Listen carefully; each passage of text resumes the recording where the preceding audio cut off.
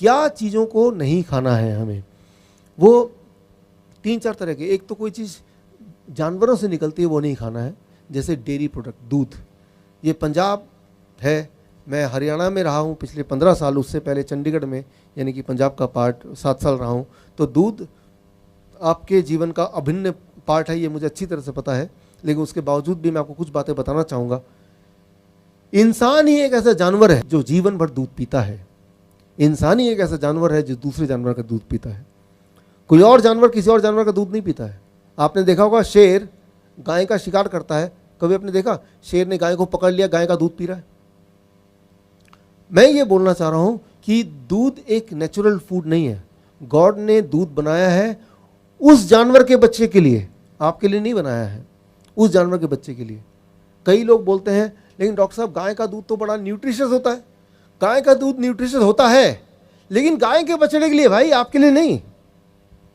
इसको ज़रा समझने की कोशिश कीजिए, क्योंकि हम सब बचपन से दूध पीते आए हैं, मैं भी उनमें शामिल हूँ, इसलिए ये सारी बातें थोड़ा हजम होना मुश्किल है। क्योंकि कई बार लोग बोलते हैं मुझे, भाई दूध क्यों पीना चाहते हो, हड्डियाँ मजबूत होंगी। फिर मैं पूछता हूँ हड्डियाँ कैसे मजबूत होंगी? कैल्शियम मिलता है। आप देखेंगे कि कोई एक अनपढ़ आदमी भी कैल्शियम मिलता है ये पता है उसको, वो कोई किताब में नहीं लिखा, वो टीवी में जो एडवर्टीजमेंट आता है उससे उसको पता है कि कैल्शियम मिलता है। तो इसका मैं जवाब देता हूँ, कभी अपने गधे की हड्डी देखी आपने? क्या लगता है आपको, मजबूत है कि वो नरम खराब सा है? मजबूत। अच्छा, आपने गाय की हड्डी देखी होगी, वो हड्डी कैसी है? मजबूत। मजबूत है। अच्छा, हाथी की हड्डी के बारे में क्या ख्याल है? बहुत मजबूत, बहुत मजबूत है। तो क्या आपको लगता है कि गाय, हाथी, गधा वो भर भर के दूध पीता होगा और हड्डियों को मजबूत करता होगा? उनके हड्डियों में कैल्शियम कहां से आया? पत्तों से आया। आपके बॉडी में कैल्शियम कहां से आएगा भाई? वेजिटेबल से आएगा, पत्तों से आएगा।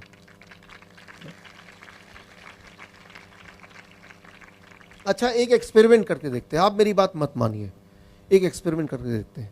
आप इतना समय आपने मुझे दिया, तो मैं एक आपसे ये मांग रहा हूं कि आप अगले 15 दिन के लिए, जो लोग 15 साल की उम्र के हैं वो 15 साल से दूध पी रहे हैं, 15 दिन के लिए सिर्फ दूध का सारा प्रोडक्ट छोड़ दीजिए। 15 दिन के लिए, सिर्फ 15 दिन के लिए। 15वें दिन आप अपने आप से पूछिए मेरी एनर्जी कितनी है, मेरा बॉडी में फुर्ती कितनी है, मेरी नींद कैसे आ रही है, मेरा हेल्थ कैसा है, मेरा ब्लड प्रेशर कैसा है, मेरा ब्लड शुगर कैसा है। राइट? आप सबका आंसर पॉजिटिव मिलेगा। 15 दिन अगर छोड़ देंगे तो उतने में पता चल जाएगा। एक और एक्सपेरिमेंट कीजिए, एक और एक्सपेरिमेंट। आजकल छोटे बच्चों में डायबिटीज होता है, आपको पता ही है, डायबिटीज टाइप 1 बोलते हैं। मेरी ज़्यादातर रिसर्च डायबिटीज टाइप 1 में है, छोटे बच्चों में। 2 साल का बच्चा, 5 साल का बच्चा, 10 साल का बच्चा इंसुलिन लगाते हैं, बहुत दुख होता है। जितनी बार खाना खाएंगे उतनी बार इंसुलिन लगाना पड़ेगा। हम खाना खाते हैं और बॉडी हमारे लिए काम करती है, लेकिन उनके केस में ऐसा नहीं है। जबकि असली बात यह है कि ये आप मेरी तरफ से उन पेरेंट्स तक पहुंचाइए कि इंसुलिन वाले जो बच्चे हैं छोटे, उनकी इंसुलिन छूट सकती है। क्या करना होगा, ये मेरा ये मैसेज उन तक पहुंचाइए। अगर उन लोगों ने बच्चों का दूध और दूध से बने वस्तु को बंद कर दिया तो पहले दिन से ही उनकी इंसुलिन की ज़रूरत 50% घट जाएगी, 50%। Thank you. मतलब ये कि अगर वो 30 यूनिट इंसुलिन देते हैं तब जाके ब्लड शुगर कंट्रोल में आता है, तो 30 की जगह 15 यूनिट ही देना पड़ेगा, और 15 यूनिट देने की ज़रूरत नहीं है। और अगर कहीं गलती से 15 यूनिट और दे दिया, उतना ही दे दिया, तो वो लो शुगर हो जाएगा, जो कि बहुत ही खतरनाक हो सकता है, किसी की मौत हो सकती है। इसीलिए उन पेरेंट्स को बोलना पड़ेगा कि देखिए भाई, बच्चे का दूध छुड़ाइए, लेकिन ध्यान रखिए आपको इंसुलिन भी आधी करनी पड़ सकती है, शुगर चेक करके ही इंसुलिन दीजिए, ऐसे मत दीजिए। तो इस बात से आप अनुमान लगा सकते हैं कितना ज़्यादा प्रभावशाली है दूध का छोड़ना। एक दिन में असर आता है, एक दिन में। मैं 1 महीना नहीं बोल रहा, 1 साल नहीं बोल रहा, एक दिन, 1 डे ओनली। लेकिन कभी किसी डॉक्टर के पास जाएंगे, छोटा बच्चा जाता है, तो वो कभी नहीं बताएंगे कि भाई दूध छुड़ा दो, आपका शुगर छूट जाएगा। वो बोलते हैं दूध डबल कर दो, इंसुलिन 4 गुना बढ़ा दो। राइट? तो आपको जान के हैरानी होगी, डायबिटीज़ के 10 पेशेंट में से हर तीसरा पेशेंट इंसुलिन लेता है। Every third patient take insulin. और दुनिया में डायबिटीज इंसुलिन बनाने की कितनी कंपनियां हैं? सिर्फ 3 कंपनियां, यूएस की, जर्मन की, 3। वो पूरे दुनिया के इंसुलिन को चला रहे हैं, 3 कंपनीज। 90% मार्केट उनके कब्जे में है। ज़रा सोचिए, अगर वो तीनों कंपनी एक दिन फैसला कर ले आज से हम इंसुलिन नहीं बनाएंगे, क्या होगा? जो लोग इंसुलिन लेते हैं उनका क्या होगा? दिमाग में बात आ रही है वो तो मर जाएंगे, मर जाएंगे। कितने प्रतिशत मरेंगे? 3%। इंसुलिन ना मिलने की वजह से सारे नहीं मरेंगे, 3% मरेंगे। क्या आपको पता है अभी इंसुलिन लेने की वजह से कितनी परसेंट मौत है? कितने प्रतिशत लोग मरते हैं? 7%, 7%। तो कितने प्रतिशत का फायदा हो गया? 4%। इंसुलिन की फैक्ट्री अगर बंद हो जाए तो। मैं ये बोलना चाह रहा हूँ यहाँ पे कि ये दवाई, ये इंसुलिन, ये सब की वजह से उन्हीं को फ़ायदा होता है जो उसको बेच रहे हैं। जो लगा रहे हैं उनको कोई फ़ायदा नहीं है, उनको नुकसान ही नुकसान है। उससे बचने का रास्ता बड़ा सिंपल है, आपको मैंने बताया। Step 1 fruit diet breakfast, step 2 plate 1 end plate 2 lunch में, प्लेट 1 एंड प्लेट 2 डिनर में, एंड स्टेप 3 किन चीज़ों को नहीं खाना है। नंबर 1 पैक्ड फूड नहीं खाना है, बिल्कुल छोड़ दीजिए। बिस्किट है, ब्रेड है, रस्क है, चिप्स है, छोड़ दीजिए। वो पैकिंग वाली चीज़ों को पैकिंग में ही रहने दीजिए, निकालने की ज़रूरत ही नहीं है उसको, पहली बात। और इसके अलावा दूध और दूध के प्रोडक्ट, उसको नहीं छूना है। 15 दिन के लिए एक्सपेरिमेंट करके देख लीजिए, 15 डेज ट्रायल। 15 साल से आपने दूध पिया, 15 डेज ट्रायल। एनिमल फूड छोड़ दीजिए। न्यूट्रिशनल सप्लीमेंट्स, बहुत सारे न्यूट्रिशन के सप्लीमेंट लेते हैं आप, वो एमवे के प्रोडक्ट हैं, ओरिफ्लेम के प्रोडक्ट हैं, और कौन कौन से प्रोडक्ट हैं, हॉर्लिक्स है, ये सब चीज़ें हैं। हमें ये लगता है कि इसकी अगर नहीं लेंगे तो हमारी बॉडी की जो न्यूट्रिशन की पूर्ति वो नहीं होगी। मैं आपको उदाहरण देके बताता हूँ कि ये जब आप खाते हैं तो बॉडी में एग्जैक्टली काम कैसे करता है, साइंटिफिक एंगल से। इमेजिन कीजिए, दिमाग में आप सोचिए, देखिए कि मेरे हाथ में एक छाता है, छाता बड़ा सा है, फोल्डिंग छाता खोला हुआ है। अब मैं घर में एंटर कर रहा हूँ, लेकिन घर का जो दरवाज़ा है वो छोटा है, छाता बड़ा है, तो मैं क्या करूँगा? छाते को बंद करूँगा, घर के अंदर जाऊँगा, छाता फिर खोल सकता हूँ, क्योंकि छाते का साइज़ बड़ा है और दरवाज़ा छोटा है, फोल्डिंग अम्ब्रेला। ठीक इसी तरह से जब भी आप वो DIP डाइट यानी कि फ्रूट्स एंड वेजिटेबल जब खाते हैं, उसके अंदर का जो न्यूट्रिशन है उसका जो साइज़ है सेल्स के दरवाजे के साइज़ से बड़ा होता है। तो जो फ्रूट्स एंड वेजिटेबल का जो न्यूट्रिशन है वो छाते की तरह फोल्डिंग है, फोल्ड होके वो दरवाजे, सेल के दरवाजे के अंदर जाते हैं और फिर जाके वहाँ काम करते हैं। अब जब आप कोई न्यूट्रिशनल टैबलेट लेते हैं, कोई कैप्सूल लेते हैं, कोई टॉनिक लेते हैं, वो भी उस छाते की तरह दिखता है, खुला हुआ छाते की तरह, लेकिन वो फोल्ड नहीं हो सकता है। अब सोचिए, इमेजिन कीजिए कि आपके पास एक छाता है जो बंद नहीं हो सकता और वो दरवाजे के अंदर जाना है, दरवाजे का साइज़ छोटा है, तो आप क्या करेंगे? आप उससे जद्दोजहद करेंगे, आप कोशिश करेंगे, उसमें क्या होगा? छाता टूटेगा, वहाँ पे स्क्रैच लगेगा और बहुत सारा डैमेज होगा। ठीक इसी तरह से जब भी आप कोई न्यूट्रिशन सप्लीमेंट लेते हैं, कोई टॉनिक लेते हैं, कोई टैबलेट लेते हैं, कोई पाउडर लेते हैं, वो बॉडी में जाता है, बॉडी में काम करने से पहले आपके बॉडी के सेल्स के दरवाजे को थोड़ा डैमेज करता है, उसके बाद ही काम करता है। तो इस तरह के न्यूट्रिशन टैबलेट को भी, टॉनिक को भी आपको बंद करना होगा, उसको उठा के फेंक दीजिए। जानवरों को भी मत दीजिए, वो भी बीमार पड़ जाएंगे, उसको किसी को मत दीजिए, डस्टबिन में फेंकिए। तो ये है स्टेप 3 कि किन चीज़ों को आपको छोड़ना है। एटलीस्ट कुछ दिनों के लिए तो पूरा छोड़ के देखिए और फिर देखिए कि किस तरह से ये बॉडी में प्रभाव करता है। किस तरह से बॉडी में प्रभाव करेगा, मैं उसका अपना नमूना देता हूँ, एग्जाम्पल देता हूँ। मेरे हज़ारों पेशेंट हैं पूरी दुनिया में, उनके ऊपर क्या प्रभाव किया उसका आंकड़ा मैं आपको देना चाहता हूँ। देखिए, पहले 3 दिन में आपकी मजबूरी हो जाएगी कि दवाई आपको डायबिटीज़ की छोड़नी पड़ेगी और इंसुलिन को भी आइदर बहुत कम करना पड़ेगा या छोड़ना पड़ेगा, क्योंकि ब्लड शुगर इतना कम हो जाएगा पहले 3 दिन में।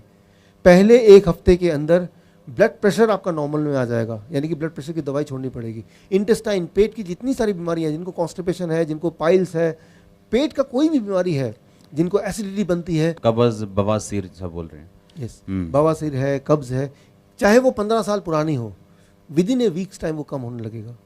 1 महीने के अंदर जो मोटे लोग हैं वो पतले होने लगेंगे। 10% बॉडी वेट, जिसका वेट 100 kg है वो 90 kg का 1 महीने में। आपको मैं एक्सरसाइज करने नहीं बोल रहा, एक्सरसाइज करना तो बहुत अच्छा होता है, लेकिन मैं ये मान के चल रहा हूँ आप एक्सरसाइज भी नहीं करेंगे, आप सिर्फ ये DIP डाइट जो मैंने बोला सिर्फ इतना ही करेंगे और ऐसा 1 महीने तक करेंगे। 10% वेट, जो मोटे लोग हैं उनका 10% वेट घट जाएगा। लेकिन 10% क्या, एक्चुअली उनका वेट घटेगा 20%। अगर वो 100 kg के हैं तो उनका फैट जो है, फैट वो 20 kg कम हो जाएगा और मसल्स 10 kg बढ़ जाएगा। तो इफेक्टिव वेट कितना हुआ? 90 kg, यानी कि वो स्ट्रांग बन जाएंगे, पतले दिखेंगे लेकिन स्ट्रांग बन जाएंगे, और वो जिम में जाएंगे तो ज़्यादा, जो जिम जाते हैं वो ज़्यादा बोझ उठा पाएंगे, भार उठा पाएंगे। लेकिन हमारे देश में क्या है कि कोई इंसान थोड़ा पतला दिख रहा है तो बोल रहा है आप तो कमज़ोर लग रहे हैं, वो बेचारा मायूस हो जाएगा, यार मैंने डाइट पे है, लोग मुझे कमज़ोर बोल रहे हैं।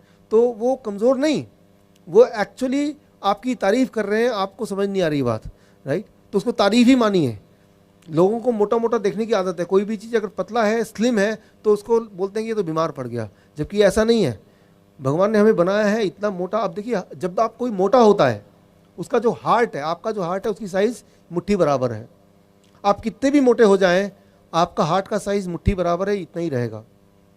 अब मानिए ट्रक के अंदर मारुति 800 की इंजन हम डाल दें तो ट्रक कितना दूर जा सकता है भला?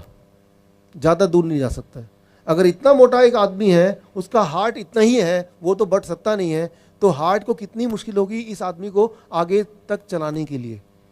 तो हार्ट के अनुसार ही आपके बॉडी का साइज़ होना चाहिए, तो बॉडी का वेट होना चाहिए। ज़्यादा भारी भरकम इंसान दिखने में, कोई बोलेगा बहुत हेल्दी ये लग रहा है, बहुत ताकतवर दिख रहा है, लेकिन उसको बोलें थोड़ा यहाँ से यहाँ तक चल के देखना, वो हाँफ जाएगा।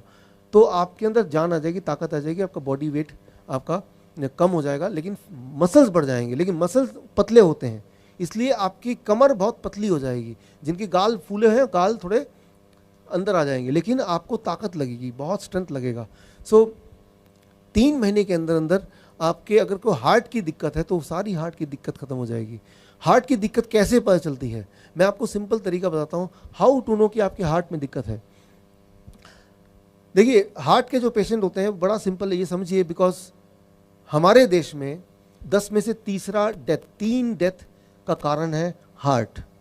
हर 10 में से 10 मौतें हैं तो 3 मौत का कारण है हार्ट। हर 10 में से 2 मौत का कारण है कैंसर, राइट। तो इसलिए हार्ट और कैंसर पर थोड़ा जोर देना पड़ेगा मुझे। सो हार्ट की बीमारी में क्या होता है कि जिनको हार्ट की बीमारी होती है उन्हें कैसे पता चलता है? जब वो चलते हैं, सीढ़ियों चढ़ के ऊपर आते हैं, कई बार वो नोटिस करते हैं, यार जब भी मैं सीढ़ी चढ़ता हूँ तो थोड़ा यहाँ पे दर्द होता है। वो डिसाइड करता है कि मैं सीढ़ी चढ़ूंगा नहीं, मैं लिफ्ट लूँगा, तो वो दर्द गायब हो जाता है। फिर धीरे धीरे देखता है कि जब भी मैं सामान लेके जाता हूँ तो थोड़ा दर्द होता है, थोड़ा डिस्कम्फर्ट लगता है, तो वो सामान लेना भी बंद कर देता है। फिर धीरे धीरे कुछ समय बाद देखता है वो कि जब मैं यूं ही तेज़ी से चलूं तब भी दर्द करने लगता है, तो वो सोचता है मैं तेज़ी से चलूँगा ही नहीं, धीरे धीरे चलूँगा। फिर एक समय आता है वो देखता है कि जब मैं धीरे धीरे भी चल रहा हूँ तब भी मैं हाँफ जा रहा हूँ, यहाँ पे दर्द हो रहा है, पेन हो रहा है, चुभन हो रही है। अब वो सोचता है कि मैं ऐसा करता हूँ, डॉक्टर के पास जाके एक बार दिखाई देता हूँ, चुपचाप, घर में नहीं बताया, चुपचाप चला गया डॉक्टर के पास, यूं ही, घर वाले परेशान होंगे, डॉक्टर को बताया, डॉक्टर साहब ऐसा ऐसा मेरे साथ हुआ, जैसे मैंने आपको बताया। वो डॉक्टर क्या बोलेगा? इसका सीधा मतलब ये है कि आपके हार्ट में ब्लॉकेज है, तभी ऐसा हो रहा है। लेकिन डॉक्टर बोलेगा पता नहीं, हो सकता है ब्लॉकेज हो सकता ना हो, ऐसा करो एंजियोग्राफी करा लो, पहली बात, राइट। एंजियोग्राफी करा लो, डॉक्टर साहब जो है वो कर लीजिए, तो ठीक है, यहाँ साइन कर दो। क्या साइन कर दो? कि एंजियोग्राफी कराते वक्त अगर मेरी मौत हो गई तो मैं जिम्मेदार हूँ, ये डॉक्टर जिम्मेदार नहीं है। जैसे ही वो पर्चा देखते हैं आप, अरे ये इसमें मौत की क्या बात हो गई, तो तब आपको समझ आती है कि एंजियोग्राफी मतलब कोई एक खतरनाक चीज़ होने वाली है। मैं आपको सिर्फ इतना बताना चाहूँगा यहाँ पे कि अगर ऐसा सिम्टम होता है जैसे मैंने अभी आपको बताया, इसका मतलब आपके हार्ट में ब्लॉकेज है। लेकिन इसमें घबराने की ज़रूरत नहीं है। जैसे ही आप वो DIP डाइट में रहेंगे, 1 महीने से 3 महीने के अंदर, 1 महीने से 3 महीने के अंदर वो ब्लॉकेज गायब हो जाएगा।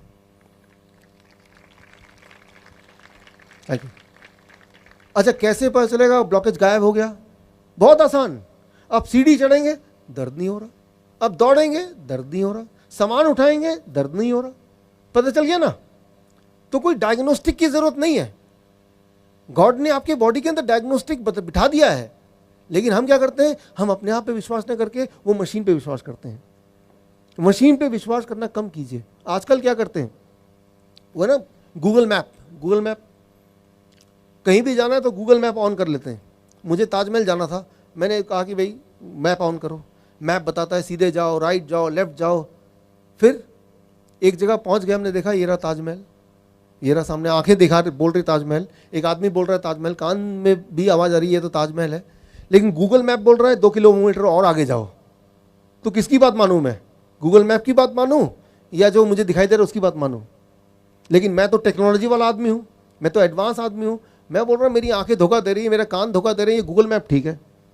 तो गूगल मैप के अनुसार मैं 2 किलोमीटर और आगे जाऊंगा, एक झोपड़ी दिखेगी, गूगल मैप बोलेगा यही ताजमहल है, मैं बोलूंगा यही ताजमहल है। समझने की जरूरत है कि हमें टेक्नोलॉजी पे इतना भी भरोसा नहीं करना है, अपने आप पे भरोसा करना है। जो टेक्नोलॉजी आपके अंदर है, क्या भगवान ने जो टेक्नोलॉजी आपको बना के दी है, क्या वो टेक्नोलॉजी कोई बना सकता है भला? सबसे बड़ा टेक्नोलॉजी तो हम खुद हैं, लेकिन हमने अपने आप पे विश्वास करना कहीं छोड़ दिया है। तो अगर आपके अंदर कोई प्रॉब्लम है तो सबसे पहले आपकी बॉडी आपको बताएगी, दर्द के रूप में, पेन के रूप में, डिस्कम्फर्ट के रूप में। और अगर प्रॉब्लम है तो यानी कि आप बीमार हैं। चिंता की बात नहीं है। जैसे आप इस डाइट पे जाएंगे, फॉर एग्जांपल कैंसर का पेशेंट मैंने देखा है, मेरे बहुत सारे कैंसर के पेशेंट हैं पूरे दुनिया भर में, और वो जब इस डाइट पे रहते हैं, मैं 3rd स्टेज 4th स्टेज की बात कर रहा हूँ, 3rd stage cancer, 4th stage cancer, blood cancer की बात कर रहा हूँ, जो कि ब्लड कैंसर वाला पेशेंट तो कभी जिंदा बचता ही नहीं है 3-4 महीने के ज़्यादा। और ऐसे पेशेंट्स अगर ये डाइट पे आते ही अब उनका कैंसर और फैलना बंद हो जाता है, उसी वक्त से, उसी दिन से, सेम डे कैंसर फैलना बंद हो जाता है। और धीरे धीरे धीरे धीरे 9 महीने लगते हैं और कैंसर बिल्कुल पूरी तरह चला जाता है। 9 months कैंसर सेल सारे कम हो गए। कई बार पेशेंट आते हैं मेरे पास मजाक मजाक में, डॉक्टर साहब आपका वो जो डाइट है, वो डाइट में फॉलो करते हुए कुछ महीने हो गए हैं, मेरा ब्लड प्रेशर भी कम हो गया, ब्लड शुगर भी कम हो गया, मेरा वेट भी कम हो गया और मेरी जीने की इच्छा भी कम हो गई। लोगों को लगता है ये डाइट इतना मुश्किल है, हम पैदा ही किस लिए हुए, खाना ही को नहीं मिल रहा तो जिंदा रहने का फ़ायदा ही क्या है। लेकिन मैं आपको बता दूं, जब आप ये वाला खाना खाने लगेंगे, कुछ दिनों के अंदर, 21 डेज, 21 दिन के अंदर यही खाने को स्वादिष्ट मानने लगेंगे। आपका जो जीभ है, जीभ को नहीं पता क्या स्वादिष्ट है क्या स्वादिष्ट नहीं है। जो भी चीज आपने जीभ में लगातार 21 दिन तक रख दिया, जीभ 22वें दिन बोलता है यही स्वाद है। जरा सोचिए, जो शराबी था, पहली बार जब आपने शराब पिया, जिसने पिया, क्या बड़ा टेस्टी लग रहा था, बड़ा स्वाद लग रहा था। लेकिन आपने क्या किया, पहला दिन, दूसरा दिन, तीसरा दिन, आपके दोस्तों ने आपको हेल्प किया, फ्री में आपको शराब पिलाया और आपने पिया, फ्री में मिल रहा है। 21 दिन, 22वें दिन आपने अपने पैसे का शराब पिया। बोलने का मतलब यह है कि आपका जीभ का कोई परमानेंट स्वाद नहीं है, स्वाद बदलता रहता है। कोई भी चीज 21 दिन तक करेंगे तो वही स्वादिष्ट बन जाएगा, कोई भी चीज 21 दिन तक लगातार छोड़ देंगे तो जीभ उसके स्वाद को भूल जाएगा। 21 दिन का ही तो मामला है सारा। तो 21 दिन, इतनी शक्ति तो आप में है, तभी आप यह सब यहाँ पे हैं। सारे लोग तो नहीं, जो लोग यहाँ पे हैं पूरे दुनिया में से दूर दूर से आए हैं, तो वो शक्ति की वजह से आए हैं। वो शक्ति आपको 21 दिन के लिए देगा, उसके बाद आपका स्वाद चेंज हो जाएगा। भगवान का बना हुआ जो खाना है, गॉड का बना हुआ खाना है, उससे ज़्यादा टेस्टी थोड़ा ना आप खाना बना सकते हैं। इंसान सोचता है ये टमाटर क्या बना दिया, मैं बनाती हूँ इसको तल के, उसको उसमें घी भी डाल दिया, उसमें नमक भी डाल दिया, मिर्च भी छिड़क दिया, अब बोलते हैं इसमें स्वाद आ गया। आप एक काम कीजिए, जो चीज़ जैसे भगवान ने बनाए वैसे खा के देखिए, 21 दिन तक आपको ये पता चल जाएगा कि इतने सालों तक हमने क्या मिस किया, क्या चीज़ हमारे जीवन में आ नहीं पाई। खैर, देर नहीं हुई है, जो भी जहाँ पे है अपने जीवन के उसी स्टेज में आप इसको अपना सकते हैं। तो मैंने देखा जो अस्थमा के पेशेंट होते हैं, लंग्स के डिसऑर्डर के पेशेंट होते हैं, उनको लगभग 6 महीना लगता है।